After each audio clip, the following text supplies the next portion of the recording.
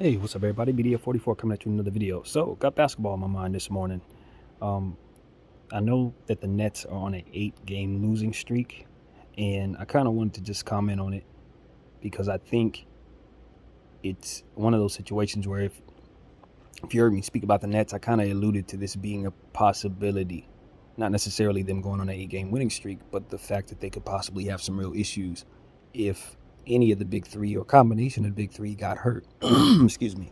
Now, without Kyrie Irving for half of the games, they were able to slide because KD was out there and James Harden, even though he was at half mast, he was out there, you know, and he was going in and out of the lineup. But, the steady play of KD is going to always allow you to beat teams because to be cut and dry, he could beat teams by himself. I mean, that's just the truth. He really can literally beat certain teams with four guys that look like me out there because that's just how great and talented and efficient, effortlessly efficient he can be. The thing about, excuse me, guys, the thing about it is he's kind of one of those players where at the end of the day, he still needs his brothers in order, to be able to take time off. It's not a situation where they have a strong enough team to really handle or withstand COVID protocol and injuries and things of that nature, which is why there's so much strain. Um, there appears to be so much strain on Kyrie Irving to play more games or get the vaccine or whatever the solution may be. You've heard people allude to James Harden maybe not being on the same page or what have you. I don't know what the truth is, but the point of the matter is this: they, like the Lakers, like a few other teams as well, Golden State, I think the Bucks are probably in that mix as well. They have 3 players on max contracts. So it's very important that they utilize their mid-level exception properly, that they have all their picks and players of that nature be, playing high-level ball. And that's why the Golden State Warriors are so successful, because all of their players are either high lottery picks, players that have grown in their system, players that obviously are superstars, and they all just come together to make them a really good team with limited cap space. And they're deep because of it. They've been building their team for the last several years with the understanding that this was what they had going on. And with Klay Thompson being out, Steph Curry missing a significant amount of time, they were able to pile on picks, pile on, everything that they needed to in order to put their team together.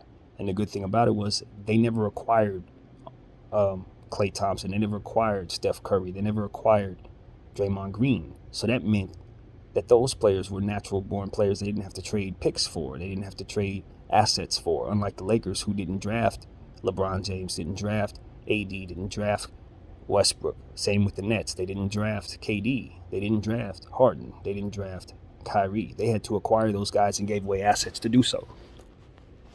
So that's really what the difference is. And you look at Golden State, yeah, they have 3 players eating up the most of their cap space. But all the other players they have are highly utilized and on a budget because of it. And they have all their lottery picks and all of that. They never had to give away anything.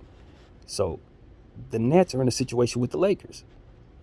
They can't really slide on a couple injuries because all their picks are wrapped up in those trades that they use to acquire those players. And thus, they have to use $1.6 million contracts out there for regular rotation minutes, just like the Lakers. So once that happens, you find yourself with lesser talent going up against real teams like the Bucks and good teams like Cleveland and Charlotte and whatever the East provides. They can't withstand injury. Now when they're fully healthy, you believe that big 3 can knock off anybody, because like I said, KD can beat you by himself, Harden can beat you by himself, and Kyrie can beat you by himself. Those guys are supremely talented, and together they seem unstoppable. But the reality is they can't afford any injury. They can't do it. That's why I look at a team like Houston and I'm excited about their future, because they've just drafted a bunch of guys who could develop into real stars like Golden State. They develop their homegrown guys. I look at Minnesota, same thing. Guys like Anthony Edwards or Karl Towns, they didn't have to acquire those guys. They still have picks and assets. Jared Vanderbilt. They didn't have to acquire that dude. Picks and assets. So that's why I always say picks and go young. If you can draft your own dudes, go dig into the G League, grab some high-level talent. I look at what the Pacers have there with Terry Taylor and seeing him emerge like he has. These are the types of moves. If you could turn those guys into stars and superstars, that gives you the flexibility to keep your picks over time, bring in those high-level guys, and not have to rely on $1.6 million dudes to carry weight for you when guys get hurt. You know, that depth has to be established in the beginning of your rebuild. That's why rebuilding is so important for teams, because it gives you the opportunity to establish all of that. It gives you an opportunity to make sure that depth is well represented in your cap, regardless of who's making what money. So that stuff highly, highly affects what the outcome will be for your team. That's why I look at what's going on in Philadelphia. And even though Joel Embiid is playing great, Tyrese Maxey is a guy they drafted. He looks like he's going to be a star for them. You know, they have that amount of lottery equity on their team. You know, that's there. So even though Ben Simmons is out, they still have the flexibility to possibly make a move, maybe use a couple picks here and there to get better. And they don't look like they're missing $150 million worth of players because of it.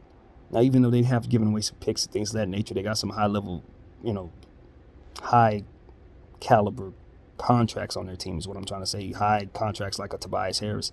They're still able to get it done because of the high-level play of a Tyrese Maxey. You know what I mean? So it's like these things really, really matter, and it's not easy to just slap a bunch of guys you didn't draft together and expect to be able to make it through a season that has injuries and COVID protocol. It just doesn't work. So you're looking at them basically saying, yeah, this is exactly what you expect when those big three are out. But when they come back, they're going to pick up where they left off. So they're the most dangerous, whatever seed they end up falling to. Let's say they fall to 5 or 6 seed. They're still the most dangerous 5 or 6 seed. Because if those top 3 guys are still out there, it's going to be difficult to beat them. You know, but at the same time, one of those guys go down to playoffs. One of those guys don't make it to the playoffs. They're in trouble. And KD is the one that ultimately is the fail-safe. I mean, we all know that if you got KD, at least you could beat teams. You can get through a lot. Regardless, you could definitely get through a regular season and get to the playoffs. But you need all of that to come together in order for them to be well suited for a championship. And I'm telling you, it's hard to do that when you have 5 and 6 players that probably should be on the back of your bench playing 25, 20 minutes a game, carrying heavy loads against real NBA talent. It just doesn't work. That's why I would say teams like that, learn from the Lakers and use your G League guys. Don't even trip about $1.6 million guys, because those 1.6 guys can't carry the load. You'll likely find high-level upside talent that you could flip at the trade deadline through the G League, guys that'll make a name for themselves just simply because they're hungry. That's a better way to go. I would rather have 5 or 6 G League guys that are hungry and high level than 5 $1.6 million dudes that had their prime 7 years ago, but they're still trying to run around. Like that doesn't work. That's what the Lakers are doing. That's why we're not where we need to be. The Nets have a lot of that. That's why they're not where they need to be. I just feel like when you're in that situation, go for the upside. Go for upside. Try to find your Terry Taylors. Try to find your random guys from the G League that could do it. And I don't know if Terry Taylor's from the G League. I'm not sure. He might have been drafted. But I'm just saying as an example, a high-level player that came out of nowhere. You want to find more of those. You want more Austin Reeves. You want more guys like that. So picks are important. Scouts are important. G League talent is important, especially if you're a top-heavy, high-contract team, with three guys on max. It has to be sorted a certain way in order to be effective.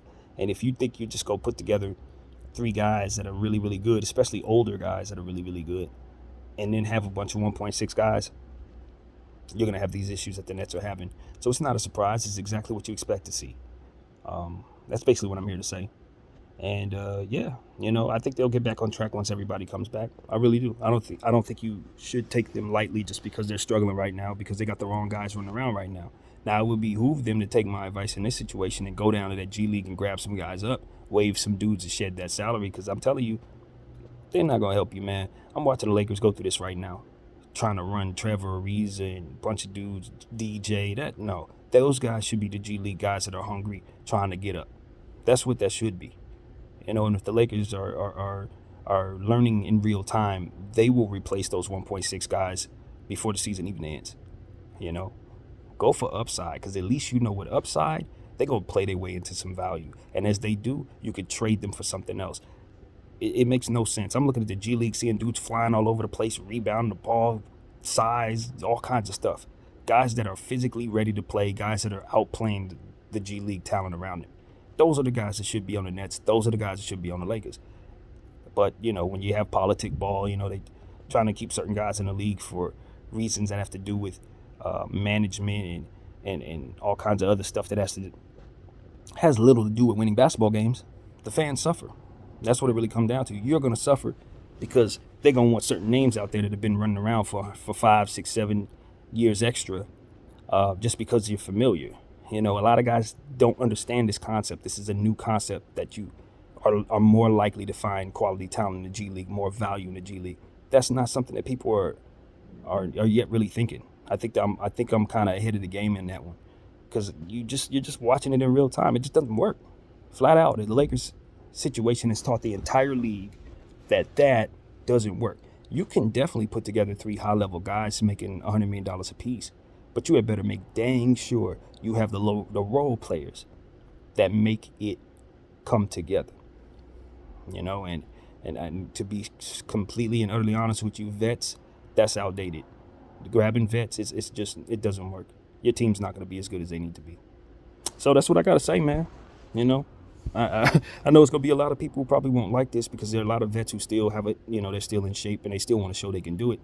But it's a whole lot of y'all that don't have it anymore, and y'all running around taking spaces from people that could help not only themselves and their families, but also help the organization have assets where otherwise they cannot.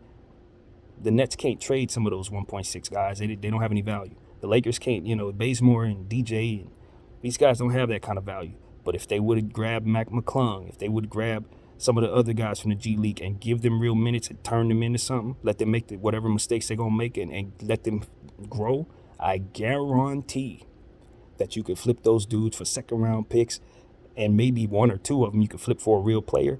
And those are the things that you could flip for more value, and you'll find yourself in a more of a Golden State type of situation. You'll find yourself in a much better situation to build going forward. So I want to encourage you guys, stop letting them G League dudes stay down there, man. Grab them up. They are your assets. They are your way out of this. My name is BDF44. Thank y'all for watching. I'm out.